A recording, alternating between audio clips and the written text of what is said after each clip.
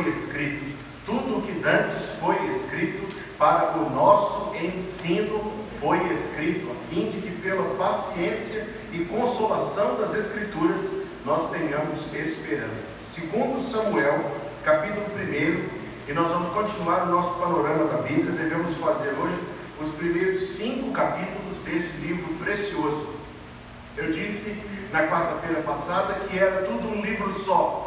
1º e 2º Samuel eram um livro só, que conta, é uma grande ponte histórica entre o tempo dos juízes, e o último deles foi Samuel, até a ascensão de Salomão, que está em 1 Reis. A morte de Davi está no começo de 1 Reis. Então o livro 1 e 2 Samuel conta para nós sobre Samuel, Saul e Davi.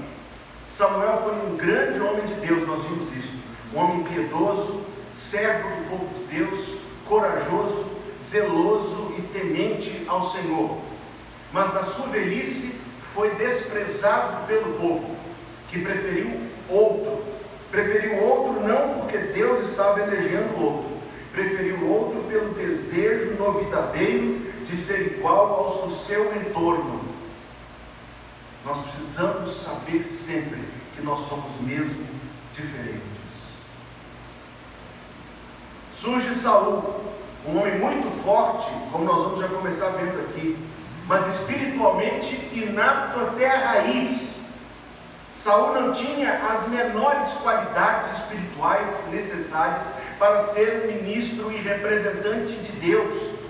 Ele era um homem frívolo, uma pessoa que se distraía com pequeníssimas coisas e que cuidava mais das suas vacas do que do povo do Senhor.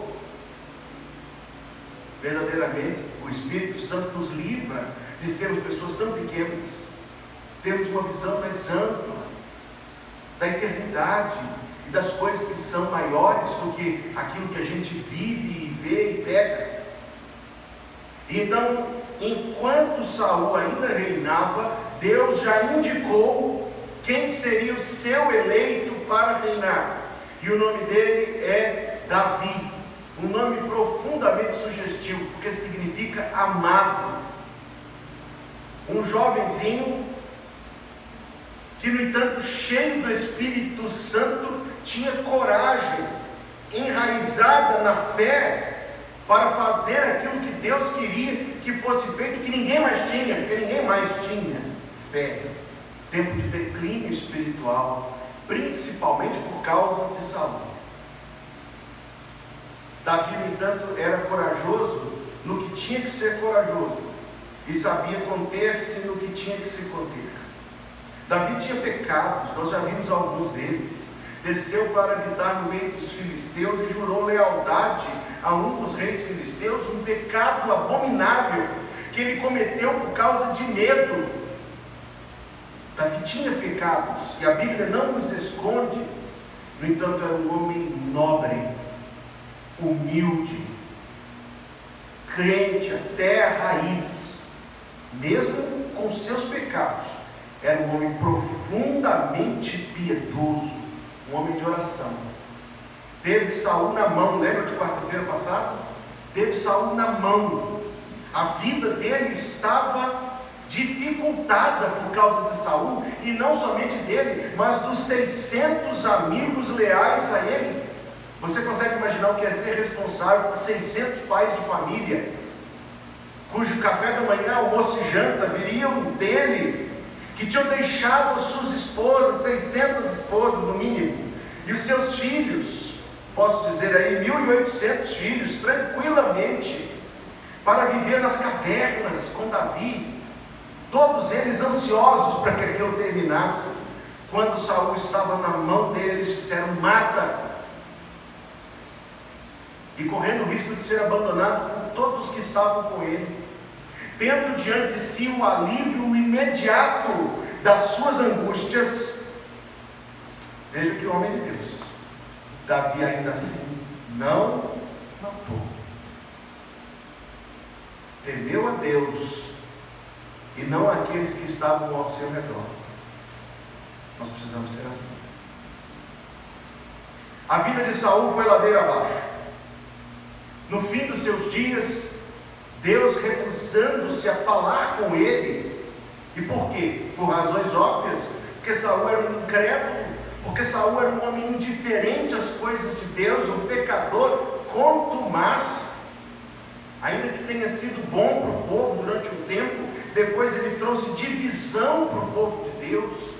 As suas palavras eram palavras divisoras. Ele criou uma linha entre o norte e o sul. Eu queria que você já tivesse isso sempre em mente, porque agora, daqui para frente, a história do Antigo Testamento será sempre esta divisão, aliviada por pouco tempo. Ele era o divisor do povo de Deus, um homem maligno e mesquinho. Consultou uma bruxa. Quando você lê o horóscopo, você faz a mesma coisa que ele fez. Estou brincando não. Consultou uma bruxa. Sabia que estava indo para o lugar das trevas quando fez isso. E foi. Quando a batalha apertou, vendo os inimigos vindo até ele, ele disse ao seu pajem de armas: mate-me. Ele disse: eu não matarei. Saul pula em cima da própria espada. Os filisteus fazem uma festa com o corpo dele, e homens corajosos da cidade de Jabes de Gileade vão à noite em território inimigo para recuperar o corpo de Saul e de Jonatas e dar a ele e seus outros 2 filhos um funeral digno. Foi onde nós paramos e agora começamos em 2 Samuel capítulo 1. Aconteceu ali a revelação de algo que nós até então não sabíamos. Saul era um homem tão forte, mas tão singularmente forte, que mesmo pulando em cima da própria espada, ele não morreu. Ele ficou agonizando. Capítulo 1, verso 6. Disse o moço que lhe dava a notícia, uma amalequita que foi dar notícia a Davi: cheguei por acaso à montanha de Gilboa. Por acaso ao campo de batalha, onde estava todo mundo lutando dos 2 lados. É o lugar de ir passear por acaso. E eis que Saul estava encostado sobre a sua lança, e carros e cavalaria apertavam-no, e olhando ele para trás de si, viu-me, chamou-me, e eu disse: eis-me aqui. E ele me disse: quem és tu? E eu lhe disse, eu marquei isso aqui com a cor azul, que eu só destaco as informações mais importantes do texto com azul. Qual foi o povo que Saul poupou 20 anos antes? Qual foi o povo que Deus, nos dias de Moisés, disse: quando vier a hora de destruir os amalequitas, não é para poupar ninguém? Mas Saul pensou que era mais amoroso que Deus, e que era mais misericordioso que Deus. Então ele decidiu deixar passar alguns. Quando ele gritou para alguém matá-lo, ele perguntou: quem és tu? E qual foi a resposta? Eu sou o seu pecado, Saul, lá de trás, vindo atrás de você. Quando Saul pediu uma amalequita para matá-lo, não há como você diminuir a importância disso aqui na história da vida dele. Ele sofreu a última e final consequência de um pecado cujo tamanho nós talvez hoje não saibamos apreciar. Foi uma amalequita quem matou Saul. Verso 9, ele me disse: peço-te, arremessa-te sobre mim e mata. Este amalequita, diz o texto, que pegou a coroa e pegou o bracelete no braço de Saul, não se importou de preservar o corpo para dar um funeral digno, não fez aquilo o mínimo que deveria fazer, deixou o corpo ali pendurado para que os filisteus viessem, cortassem a cabeça e fizessem toda a maldade que depois fizeram, mas pegou a coroa, pegou o bracelete e foi correndo a Davi, na cidade onde Davi morava, você se lembra, chamada Ziclag. Foi correndo porque ele achou que Davi o receberia com festa.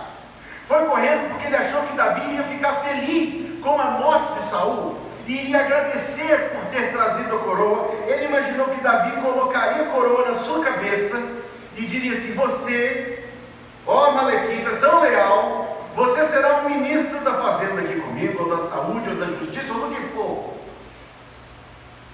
Davi, meus amados irmãos, mostra como nós temos sempre que fazer uso destas circunstâncias, em que outras pessoas tentam nos envolver com as suas malícias, e talvez isso aconteça com conversas maliciosas, às quais nós daremos um basta imediatamente.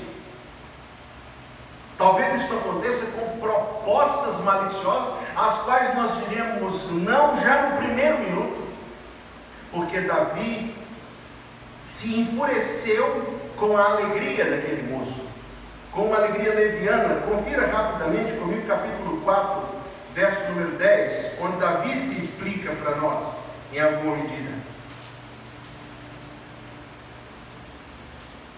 Capítulo 4, verso 10. Se aquele que me trouxe novas, dizendo, eis que Saul é morto, parecendo-lhe, porém, aos olhos que era como quem trazia boas novas, eu logo lancei mão dele e o matei em Ziclag. Nós, amados, não vivemos no mesmo regime do Antigo Testamento, em que a nação era uma igreja, e por isso nós encontramos coisas assim tão surpreendentes acontecerem em Israel no Antigo Testamento, e a morte de tanta gente.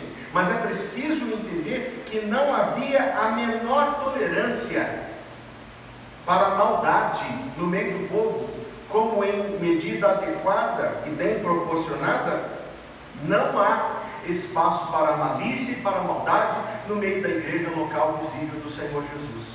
O que Davi fez é exemplo para nós. Não que nós vamos matar as pessoas, não faça isso, mas nós vamos de imediato, com muita prontidão e inteligência, nos esquivar de tudo de malicioso que se achegar a nós. Sede simples como as pombas. Quem disse isso? Mas prudentes como as serpentes. Quando Jesus repreendeu Tomé, ele disse: não sejas incrédulo, mas... É curioso, porque ele não disse não sejas incrédulo, mas crédulo. Ele não disse não sejas incrédulo, mas ingênuo. Nenhuma das coisas ele disse. Não sejas incrédulo, mas crente. Sermos crentes não nos isenta de sermos prudentes, pelo contrário, aumenta os parâmetros pelos quais nós somos prudentes. Estou aqui dando um conselho a você, extraído da Escritura. Se alguém vier para perto de você com conversas maliciosas, faça como Davi, encerre imediato, corte bem no toco. E assim nós vamos provar com nossas ações que nós somos do Senhor. Em vez de comemorar, sabe o que Davi fez? Davi lamentou a morte de Saul e a morte de Jonatas. Capítulo 1, verso 17. Lamentou Davi a Saul e a Jonatas, seu filho, com esta lamentação. Verso 19. Há ornamento de Israel, nos altos foi ferido, como caíram os poderosos.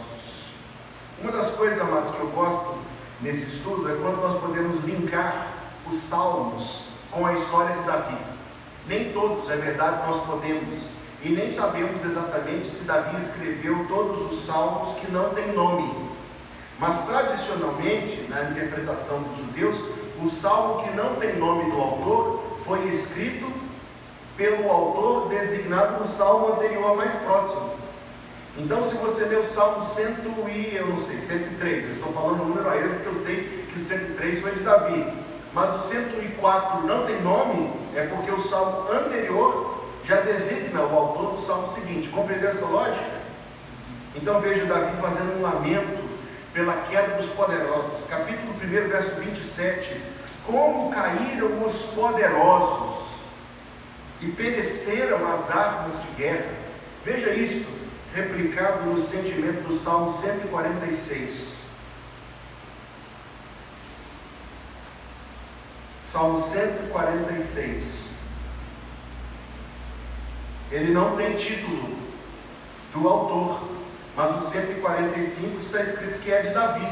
Então, se esta lógica é válida, e eu sei que ela não é escrita na Bíblia, mas via de regra é válida.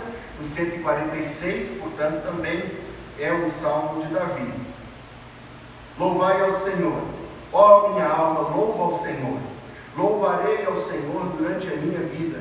Cantarei louvores ao meu Deus enquanto eu for vivo. Não confieis em príncipes. Mas quando Davi diz isso, o que ele está dizendo?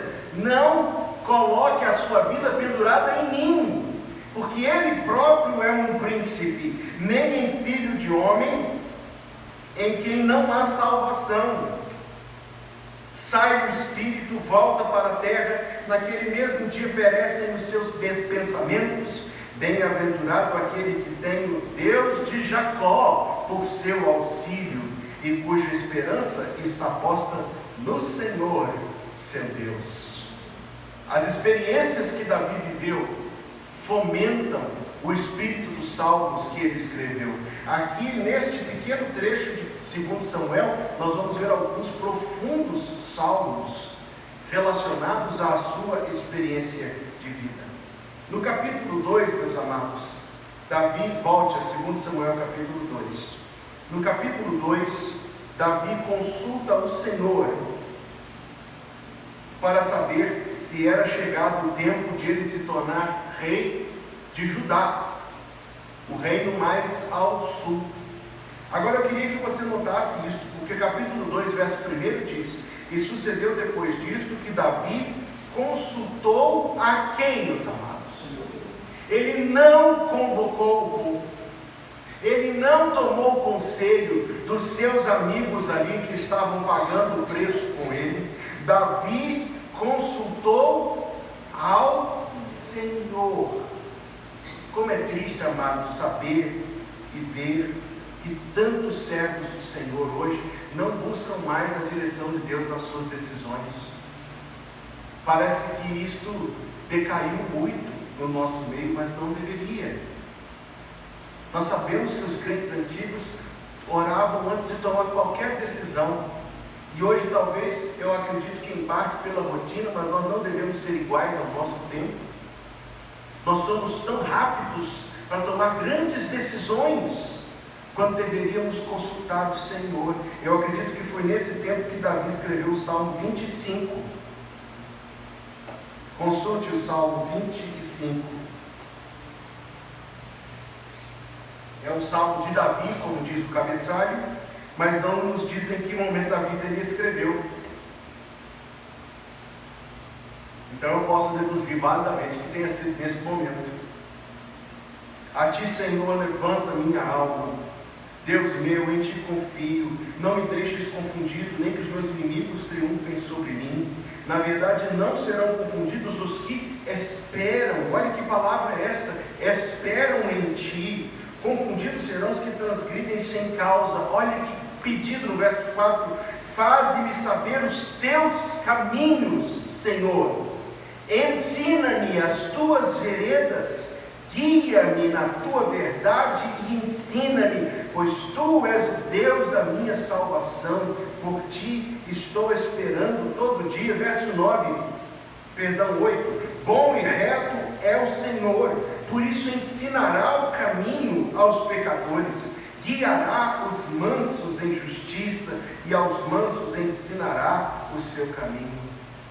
Se você é salvo, se você é crente, este texto e esta verdade premente da Bíblia nos dizem que se temos que tomar uma decisão, nós podemos buscar a Deus, que nos dará conselho na Escritura, que nos apontará o caminho que Ele tem para nós, para que sejamos abençoados e felizes. Este texto, meus amados, e esta verdade premente da Escritura nos libertam de ter que decidir como os que não conhecem o Senhor, por tentativa e erro, e sempre apavorados. Nós temos Deus, consultamos a Deus, esperamos em Deus, confiamos em Deus e somos, portanto, guiados por Deus. Eu já me referenciei tantas vezes aqui ao crente que fazia orações até mesmo com a lista de compras na mão antes de ir no supermercado fazer as compras do mês. E tem mês que eu abro o armário lá de casa e penso que eu devia ter orado. Brincadeiras à parte, meus amados, a verdade é que nós devemos depender de Deus assim mesmo. Isto é filiação, é o privilégio de ter a Deus, não somente como uma presença ilustre, porém distante em nossa vida, mas temos Deus como Pai, que podemos trazer nossas necessidades a Ele, Pai que podemos contar para Ele as nossas dúvidas, inquietações e desejos, e confiar que Ele nos guiará. O trono estava vazio, e ainda assim Davi consultou. Ele não ousou sentar-se de pronto, ele foi ao Senhor para que Deus, e se Deus mandasse Davi esperar, o que você acha que ele faria? Com 600 homens dizendo: não, Davi, pelo amor, puxa vida, não é possível, nós estamos cansados. E o que você acha que ele faria?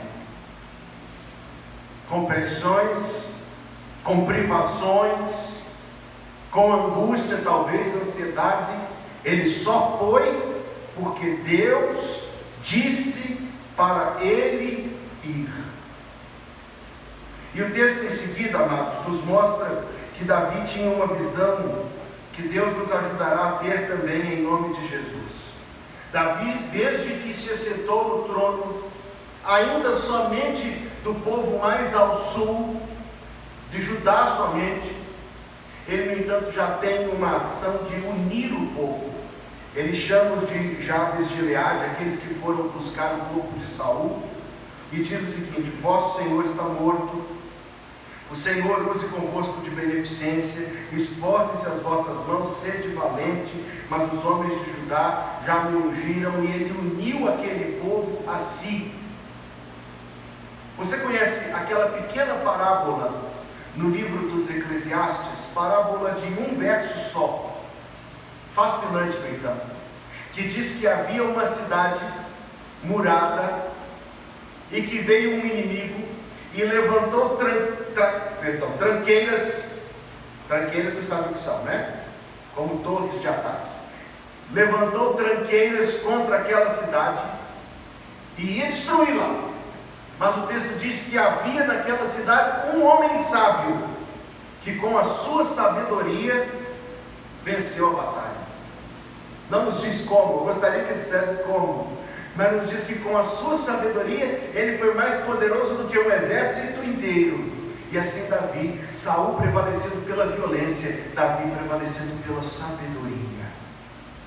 Nós, do povo do Senhor, amados, que talvez venhamos a ter entre nós conflitos por causa da nossa natureza pecaminosa, devemos resolvê-los não com o espírito aguerrido daqueles que não têm o amor de Deus em seu coração, mas com a sabedoria daqueles que vivem pelo Espírito Santo. Imagina se todo mundo fosse assim.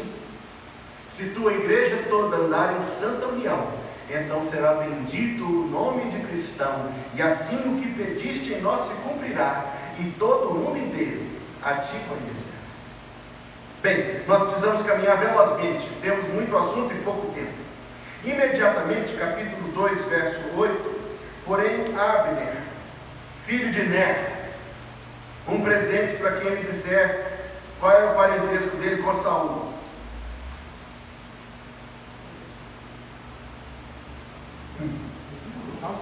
Primo primeiro de Saul. É importante isso, você compreenderá. Os primos não eram herdeiros do trono. Quando Saul morreu, o texto nos dá a entender que a primeira vontade de Abner foi governar, mas não podia. Primos não eram herdeiros, pelo menos não enquanto houvesse herdeiros vivos. Os filhos de Saul morreram na batalha: Jonatas, Malquizua e... eles que eu lembro o nome do outro.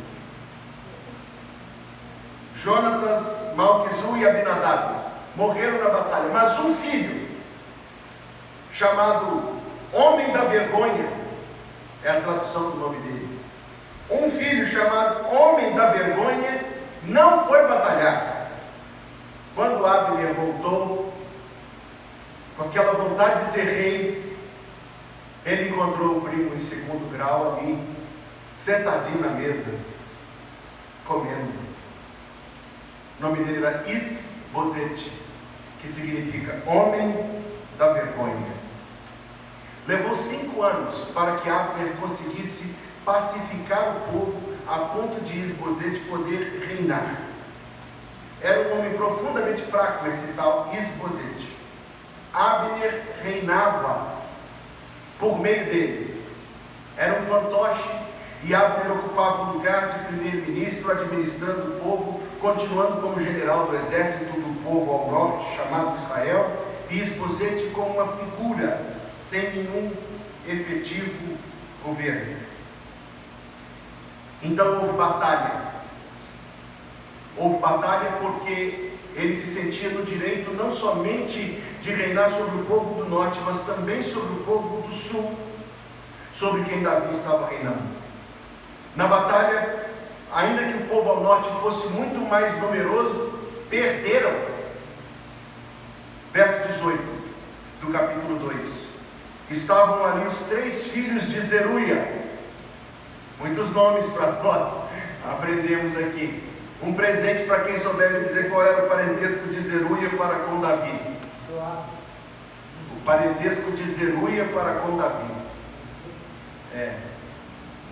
Não? Então deixa para daqui a pouco. Zeruia tinha 3 filhos: Joabe, Abisai e Azael.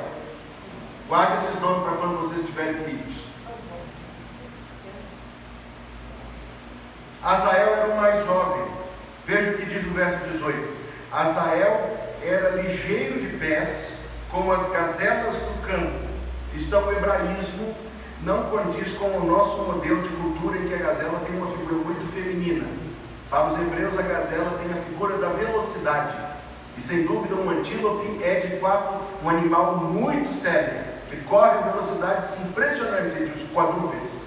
E o texto nos diz que esse Azael, jovem, começou a correr atrás da carruagem de Abner, um homem não somente mais velho, mas experiente de guerra ao extremo.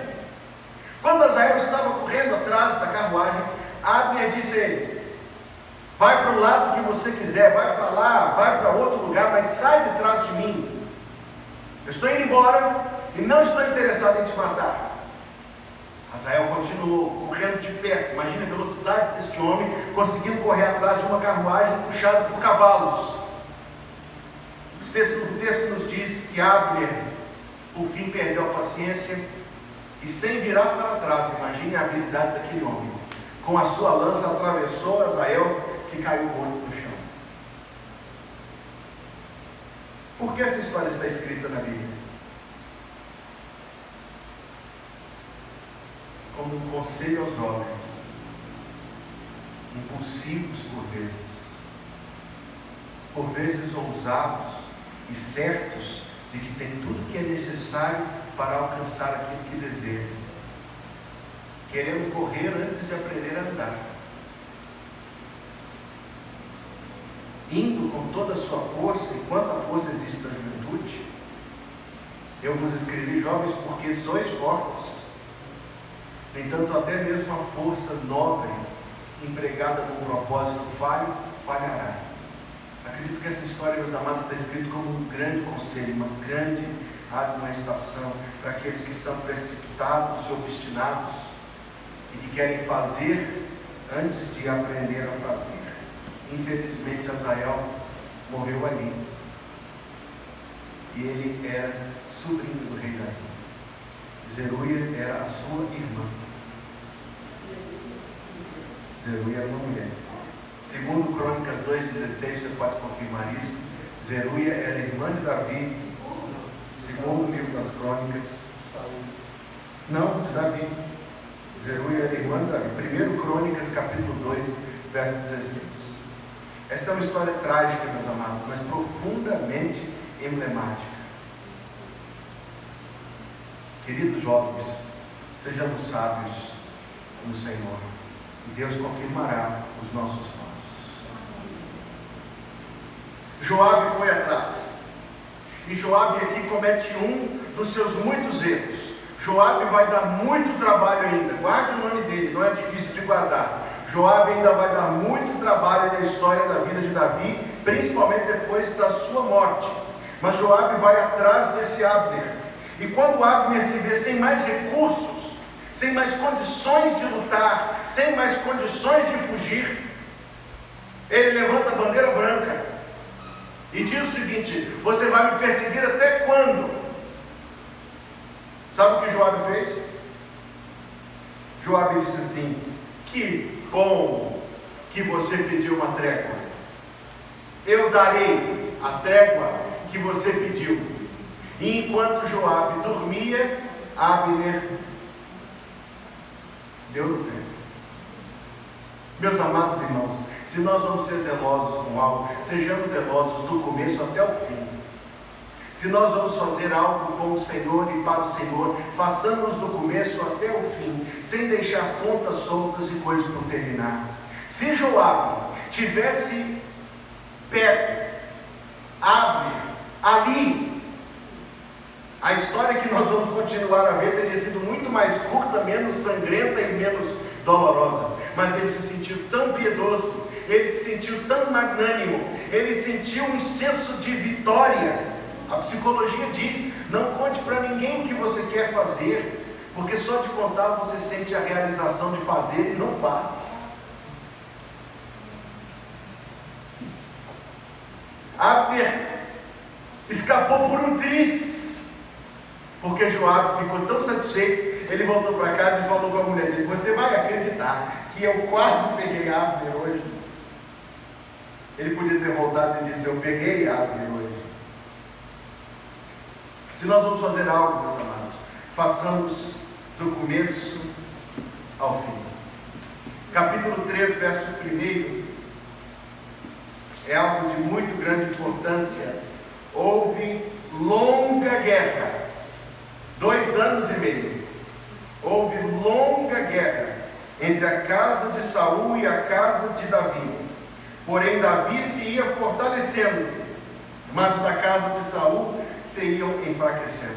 Pega a sua caneta, capítulo 3, verso 1, escreva assim: a força de Davi. Capítulo 3, verso 2, escreva a fraqueza de Davi. Capítulo 3, verso 1, diga a força de Davi. Capítulo 3, verso 2, a fraqueza de Davi. Porque enquanto o Senhor ia fortalecendo Davi, como está escrito no verso 1, o capítulo 3, verso 2 nos diz que se não bastassem as 3, na verdade 2, que ele já tinha, Davi ainda arrumou mais 4 esposas. Meu Deus! Os que tentam justificar Davi dizem que aquilo eram alianças políticas, porque uma delas era filha de um rei, neta de um rei. Mas era, posso usar a palavra? Era safadeza mesmo. Desde o primeiro capítulo de 1 Samuel, porque o pai de Samuel tinha 2 esposas, eu tenho insistido com os irmãos, assim como naqueles dias ter várias esposas era aceitável, há hoje males ao nosso entorno, tão próximos de nós, que talvez nós, como aqueles grandes homens do passado, não saibamos discerni-los. Quantos e quantos crentes hoje, se são repreendidos pelo consumo de bebidas alcoólicas, dizem: mas que mal que tem? É tão perto deles que eles não enxergam. Outros, quando são exortados a santificar o dia do Senhor e frequentar o culto aos domingos, manhã e noite, a escola dominical, dizem: mas que mal que tem? Está tão perto deles gastar o domingo com qualquer coisa que eles não percebem o zelo pelo dia do Senhor. É muito fácil para nós, 3.000 e tantos anos depois, olhar e falar assim: Davi, seu hipócrita, crente com 6 esposas. Mas nós, amados, estamos cercados de coisas ao nosso entorno, das quais também precisamos nos purificar. pessoas do nosso mundo são todas fofoqueiras, na sua grande maioria. Mas o povo do Senhor não será. Nenhum dentro do povo do Senhor será. As pessoas do nosso entorno são muito materialistas e pegas com as coisas que têm, mas dentro do povo do Senhor não será assim. Estou falando de males muito próximos que não sabemos enxergá-los. Que Deus nos ajude a enxergá-los. E não somente enxergá-los, mas separar-nos deles, que será assim para a glória de Deus. Davi já tinha Ainoã, antes dela Mical, depois acrescentou Abigail, erro. Depois Maaca, depois Agite, depois Abital, depois Eglá. Será possível? Onde para, Davi? Você verá que ainda vai piorar muito. Mas não se esqueça, isto aqui foi uma fonte de tristeza para Davi no final da sua vida e ainda antes um pouco. Lembra-se da história? Capítulo 3, verso 6. Havendo guerra entre a casa de Saul e a casa de Davi, sucedeu que Abner se fez poderoso na casa de Saul. Quero falar rapidamente sobre a morte de Abner, porque o nosso tempo está passando muito veloz. Eu queria que ele passasse mais devagar, mas não passa. Abner, como eu já disse a vocês, estava governando o povo por meio de um rei fantoche chamado Isbosete. Aconteceu com Isbosete o que normalmente acontece com os fantoches: eles ficam com raiva depois do tempo. Então ele tenta reclamar o lugar que era dele, mas ao qual ele não tinha direito.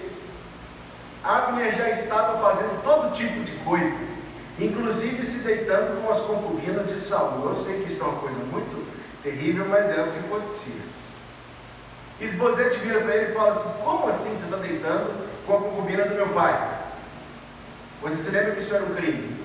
A acusação dele não era para corrigir, ele pouco se importava com aquilo, muito provavelmente. Ele queria ver Abner apedrejado para que ele pudesse governar livre, rei do reino do norte. Estamos no capítulo 3, verso 7 em diante. Abner, inteligente como era, discerniu esse estratagema e falou o seguinte, verso 9: Deus jurou a Davi dar o reino. Abner sabia o tempo todo a quem Deus tinha jurado. Verso 18 ele diz: fazei-o agora, porque o Senhor falou a Davi, dizendo: pela mão de Davi meu servo, livrarei o meu povo das mãos dos filisteus e das mãos de todos os inimigos. Ele sabia desde o início que o reino pertencia a Davi. Como Isbosete queria a morte dele, ele procurou Davi para fazer um acordo. Eu preciso passar rapidamente por isso. Depois disso, Joabe ficou enciumado. Acreditou que Abner se tornaria general no lugar dele. Correu atrás de Abner, reivindicando justiçar a morte de Azael, o irmão dele que corria rápido. E matou-o do mesmo jeito que Abner matou Azael, com a lança nas costelas, uma morte terrível, sangrenta, uma cena sem dúvida pavorosa. Mas Davi, naquele dia, em vez de premiar o seu sobrinho, chorou a morte de Abner. Uma atitude estranha, mas profundamente significativa. O certo é certo, o errado é errado. Se quem está certo é seu amigo, ou se quem está errado é seu amigo, o certo continua a ser certo e o errado continua a ser errado. Nós vivemos um tempo, meus amados, em que as pessoas tendem a passar por cima dos erros dos seus amigos e a jamais tolerar o erro dos que lhes são contrários. Eu queria ser muito objetivo nisso. O certo é certo, o errado é errado. O texto que nós ouvimos muitas vezes nos velórios: hoje caiu um príncipe, capítulo 3, verso 38, foi dito por Davi em relação a Abner: hoje caiu um príncipe, um homem grande. Capítulo 4 é a morte de Isbosete. Dois homens, um chamado Baaná e o outro chamado Recabe. São muitos nomes do Antigo Testamento. Eu tento destacá-los sublinhando para que eu consiga pelo menos tentar não me confundir. 2 homens mataram Isbosete e foram a Davi vender o trono. Você acha que Davi aceitou? Davi não aceitou. Davi fez com eles o mesmo que tinha feito com a Amalequita, que matou Saul. Tem que ser coerente. Mas daquela hora em diante, terminou, nós vimos aqui em 5 capítulos, 7 anos e meio, de momentos decisórios na vida de Davi. Tudo isso termina no capítulo 5, verso 1. Todas as tribos de Israel vieram a Davi em Hebrom e falaram dizendo: eis-nos aqui, somos teus ossos e tua carne. E também outrora, sendo Saul ainda rei sobre nós, eras tu que saías e entravas com Israel, e também o Senhor te disse: tu apacentarás o meu povo de Israel, e tu serás príncipe sobre Israel. Agora, pois, os anciãos de Israel vieram ao rei em Hebrom, e o rei Davi fez com eles acordo em Hebrom perante o Senhor, e ungiram a Davi rei sobre Israel. Sabe o que eu gostei desse texto? É porque você sabe que o rei, principalmente Davi e Salomão em alguma medida, era uma figura de Cristo. Você sabe disso, não sabe? Um tipo de Cristo no Antigo Testamento. A forma como o povo se entrega a Davi é muito semelhante à forma como nós nos entregamos a Cristo. Veja que expressão. Ele diz assim: nós somos os teus ossos e a tua carne. Esta era a palavra que uma noiva dizia ao seu noivo quando estavam para se casar. Foi o que Adão disse quando viu Eva. É o que está lá em Efésios capítulo 5, verso 30. Nós somos membros do seu corpo, da sua carne e dos seus ossos. Era a entrega da nação como uma noiva para Davi. Que cena bela! Mas essa cena não é mais bela do que a cena de Cristo, como aquele a quem nós nos entregamos, nos prometemos e nos comprometemos enquanto estamos aqui na terra esperando o dia das bodas, quando Ele vier nos buscar. Em segundo lugar, ele disse: tu eras o que entrava e saía. As vitórias que ele conquistou, assim como o pecador se chega a Cristo humilde, mas falando: tu, Senhor, venceste na cruz para me salvar. E disse por fim: Deus, o Senhor, disse que tu apacentarás o povo. E o salvo se chega ao Senhor com o mesmo espírito, reconhecendo que foi Deus quem colocou Cristo como nosso Salvador. Em seguida, Davi fez algo muito notável. Ele conquistou Jerusalém. Consulte rapidamente comigo Josué capítulo 15, verso 63.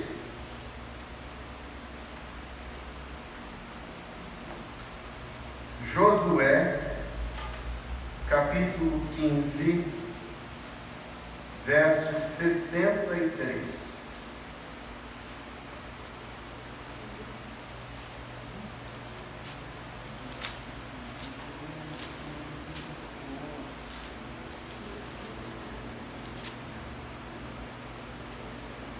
Não puderam, porém, os filhos de Judá expulsar os jebuseus que habitavam em Jerusalém. Assim habitaram os jebuseus com os filhos de Judá em Jerusalém até o dia de hoje.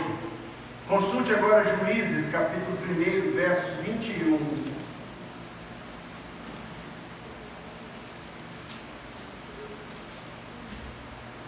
Juízes 1, 21. Porém, os filhos de Benjamim não expulsaram os jebuseus que habitavam em Jerusalém. Antes, os jebuseus ficaram habitando com os filhos de Benjamim em Jerusalém até o dia de hoje. Davi disse: basta! Está na hora de reclamar aquilo que o Senhor prometeu. E por crer corajosamente em Deus, ele foi. E por Deus, ele venceu.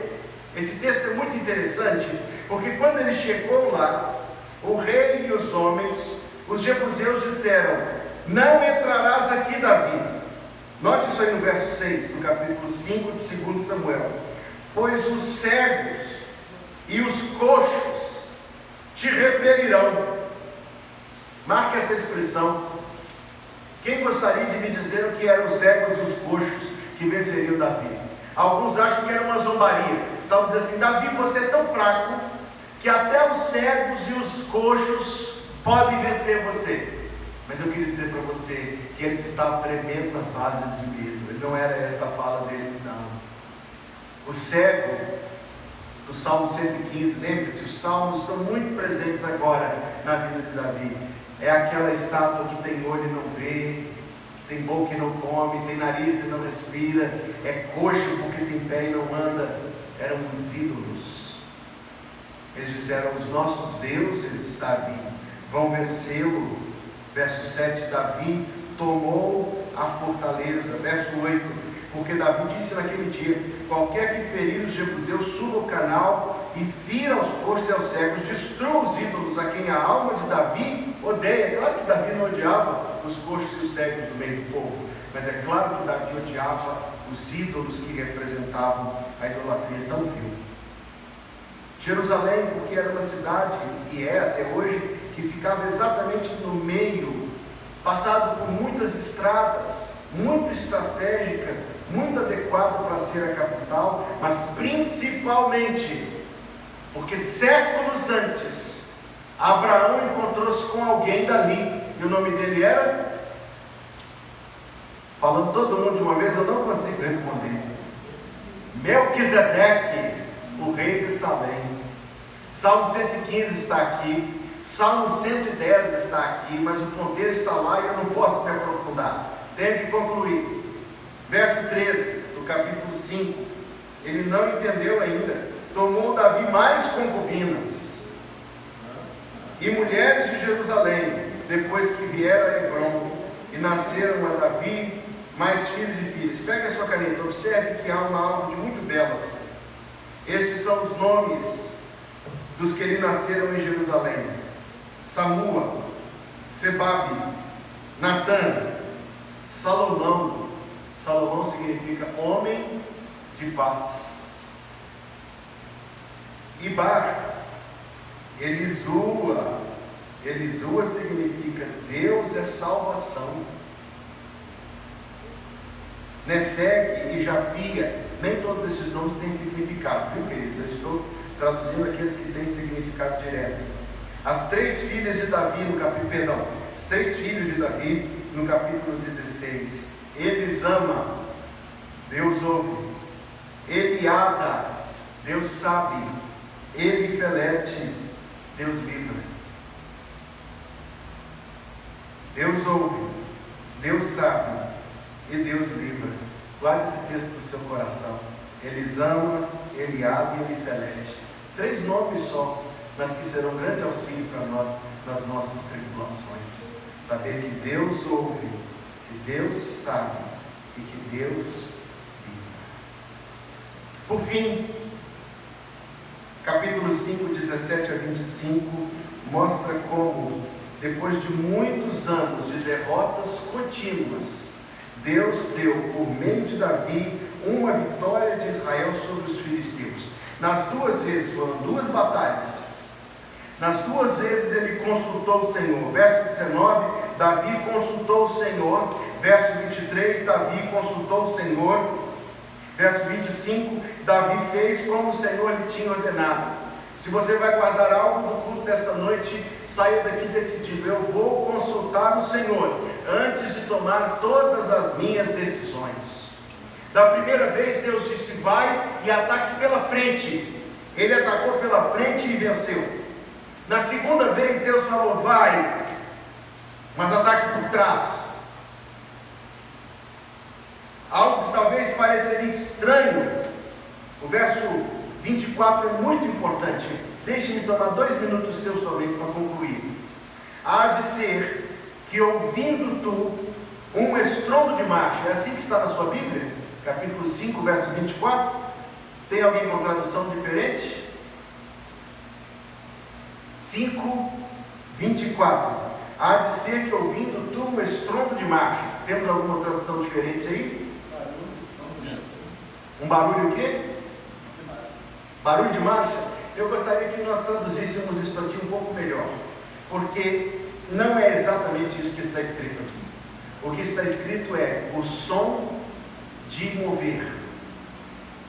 Vou traduzir um pouco menos literalmente. Quando você ouvir alguém passando, não era o som de um exército passando, marchando, era o som suave de uma pessoa só passando entre as árvores. Você consegue ouvir uma pessoa passando entre as árvores? Se estiver conversando, não consegue. Se estiver no celular, não consegue.